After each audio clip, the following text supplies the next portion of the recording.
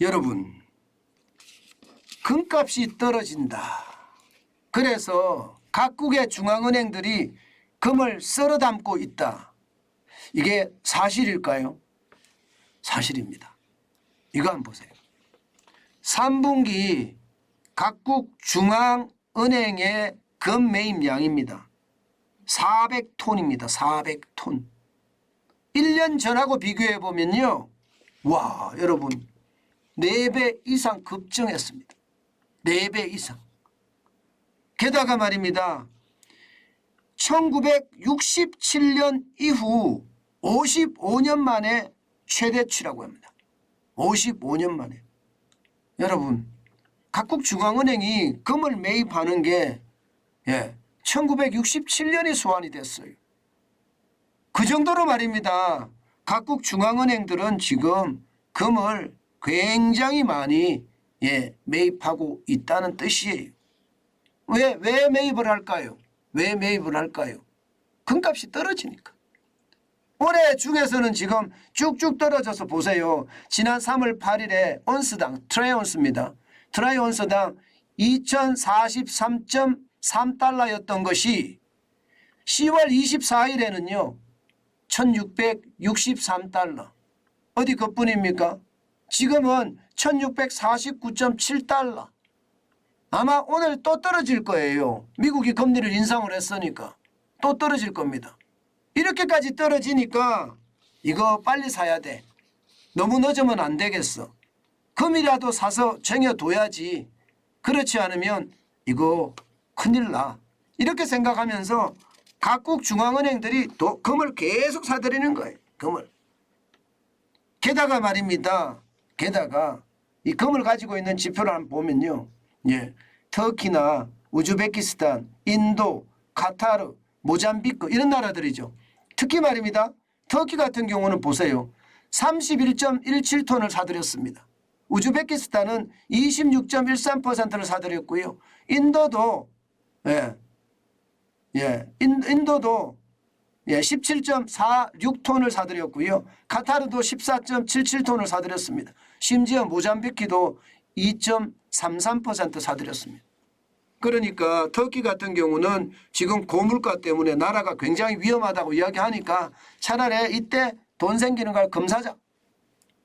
우즈베키스탄, 사실 우즈베키스탄도 우크라이나하고 어떻게 생각을 하면 좀 비슷한 상황에 놓여 있다고 봐야 되죠. 물론 지금은 러시아 편을 들고 있으니까. 그렇지만 제가 말하는 것은 불안 정도는 여기도 마찬가지다. 그러면 금으로 버티자.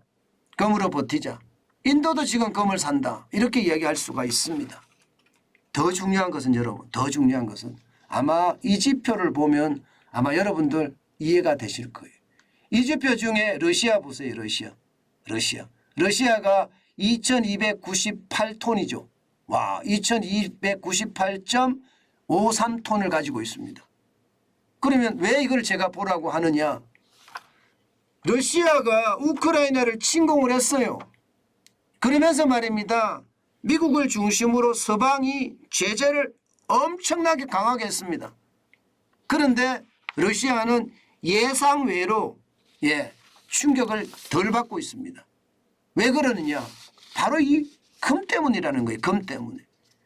금을 가지고 있었기 때문에 시장에 대한 불안감을 많이 해소할 수 있었고, 금이 있다는 이유 때문에 이게 러시아는 경제가 두터운 어떤 장벽에 쌓여 있다. 이렇게 이야기하는 겁니다. 와, 이게 결국 어떤 위기든지 막아낼 수 있는 게 금이네. 이렇게 생각이 드는 거예요. 그래서 각국 은행들도 각국 중앙은행들도요. 시장이 불안할 때는 금밖에 없어. 금을 사는 게 최고로 좋아. 그렇게 이야기들을 하고 있는 겁니다. 실제로 말입니다. 세계 57개국 중앙은행을 상대로 설문조사를 해보니까 실제 11개국, 11개국에서 금을 사는 모으는 이유가 뭐냐 하고 물었더니 금융위기가 올지도 모른다. 금융위기가 올지도 모른다. 그런 어떤 상황 때문에 결국은 말입니다. 이게 금을 사들인다 이렇게 이야기합니다. 결국 말입니다. 지금 시장은요, 그 어느 때보다 금을 굉장히 많이 사들인다. 제가 지금 이렇게 나와 있는 터키나 우즈베키스탄이나 인도나 카타르나 모잠비크는요, 모잠비크는 이게 알려진 거예요. 알려진 거. 그러나 알려지지 않은 국가도 굉장히 많다고 이야기합니다. 알려지지 않는 국가도. 실제로 미국 같은 경우는 8,133.46톤이나 있잖아요. 독일도요. 3,355.14톤이 있습니다. 이탈리아도 보세요. 이탈리아도. 2,451.84톤이 있습니다. 프랑스 2,436만 2,436만 6점 엄청나죠. 63톤이 있습니다. 그런데 문제는요, 여러분. 대한민국이 안 보이죠. 대한민국이 안 보입니다. 와, 이게 우리가 1997년 IMF 외환위기 때 우리는 금 모으기 운동하면서 있던 금도 내다 팔았잖아요. 그래서 금이 없는 것도 사실인데 대한민국이 말입니다. 세계 금 보유량 중에 이게 적어도 20개국은 되는데 20개국 안에도 안 들어간다는 거. 경제력은 굉장히 안에 들어가는데 왜 대한민국은 안 들어갈까요? 그러니 이것은요, 대한민국의 어떤 상황이 좀 그렇게 좋지는 않다, 이렇게 이야기할 수 있는 것 같아요. 전 세계는요, 금융위기에 대비해서 금을 쌓고 있는데 우리는 뭐 20위에, 세계 20위에도 못 들어갈 정도로 금이 없다. 참 안타깝다. 이런 생각 참 많이 듭니다. 그런데 여기에서 말입니다.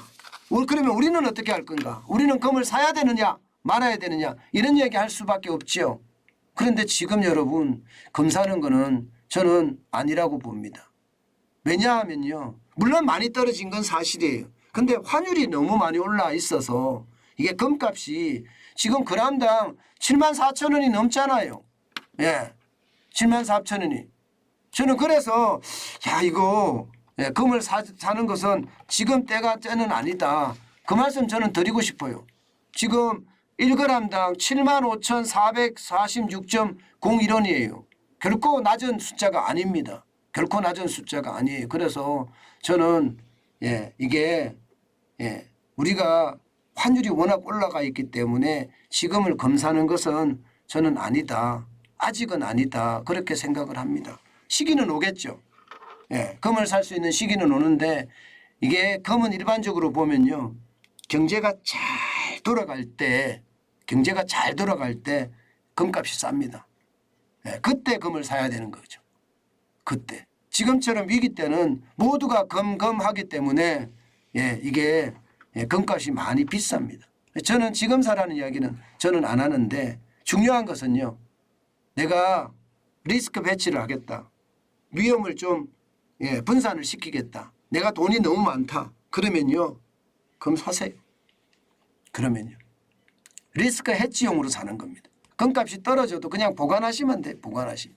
그런 리스크 해지용으로 사는 것은 저는 사라고 말씀을 드릴 수 있지만 일반적으로 투자로 금을 산다. 지금은 때가 아니다. 저는 그렇게 생각하고 있습니다. 아마 시기가 오겠죠. 환율도 좀 떨어지고요. 국내 금값도 좀 떨어지고 그러면 오겠죠. 그때를 기다리시는 게 좋지 않을까. 저는 다시 한번 생각해 봅니다.